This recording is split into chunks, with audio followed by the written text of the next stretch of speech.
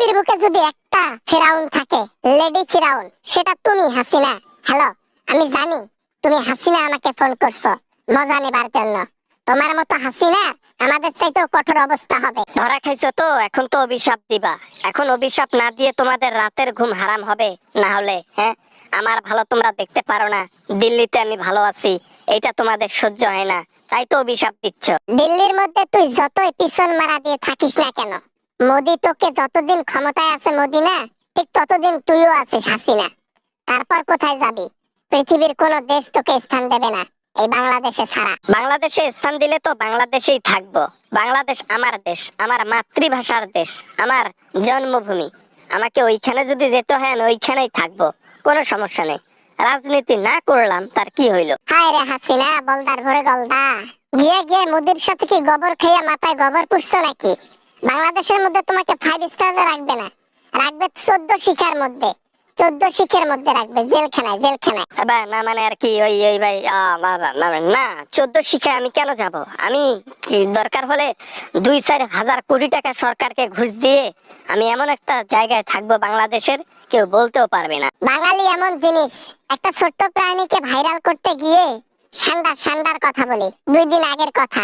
সান্ডা কিসের ভাইরাল হলো?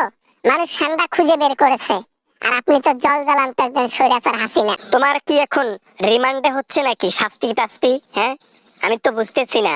তোমরা কেন জানি আমার সাথে এখন সবাই উচ্চ স্বরে কথা বলো, আমাকে একটু দামও দেও না। হ্যাঁ, আগের মতো পাও চাটো না। হাসিনা রে, 5 আটার দিন শেষ, এখন আর 5 আটার সময় নেই।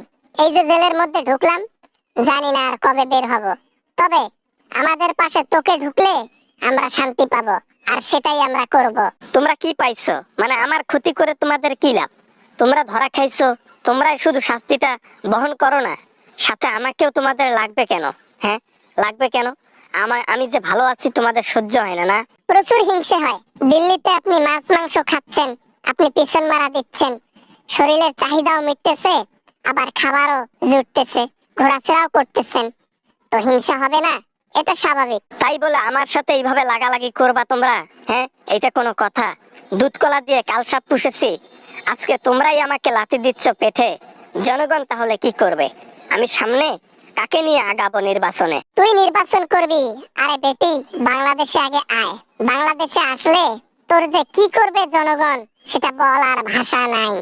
তোর কপালে যে কি আছে, জনগণ কি লিখছে, সেটা ভালো করে মনে রাখিস। তোর শাস্তি এমন হবে, পুরো পৃথিবী তাক লাগিয়ে হা করে থাকবে। জনগণ এত ক্ষিপ্ত যে তোর শাস্তি হতে চলেছে খুবই ভয়াবহ। আবার না মানে আর কি, ওই বাবা বাংলাদেশে গেলাম না, নির্বাচন করলাম না, আমি সারা জীবন মোদির সাথে থাকলাম, একে বিয়ে করেছি, আর কয়দিন পর একটা বাচ্চা নেব, বাচ্চা নিয়ে সুখের সংসার করব মোদির সাথে। না গেলাম বাংলাদেশে। আজকে মোদির ক্ষমতা আছে, এই জন্য তুই ভোল্ট নিয়ে কথা বলতেছিস। আর যখন মোদির ক্ষমতা থাকবে না, তখন কাকে নিয়ে ভোল্ট করবি, কাকে নিয়ে উঁচু গলায় কথা বলবি হাসিনা?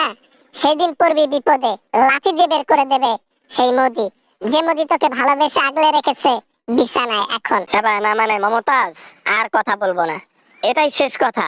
আর কোনোদিনও তোকে ফোন করব না, খোঁজ খবরও নেব না, কাউকে ফোন করব না, কোনো নেতা খেতাকে ফোন করব না। তোরা মর গিয়ে, আমার তাতে কি? তুই হয় বলে ফোন কর, না বলে না কর, তোর ফোনের অপেক্ষায় না থাকলাম। তবে আমরা নেতা খেতারা মিল করে দরকার হলে এত বড় একটা ডকুমেন্ট তৈরি করব, যাতে বাংলাদেশের প্রশাসন ইন্ডিয়া থেকে তোর ঘাটটা ধরে আনতে পারে। Good bye.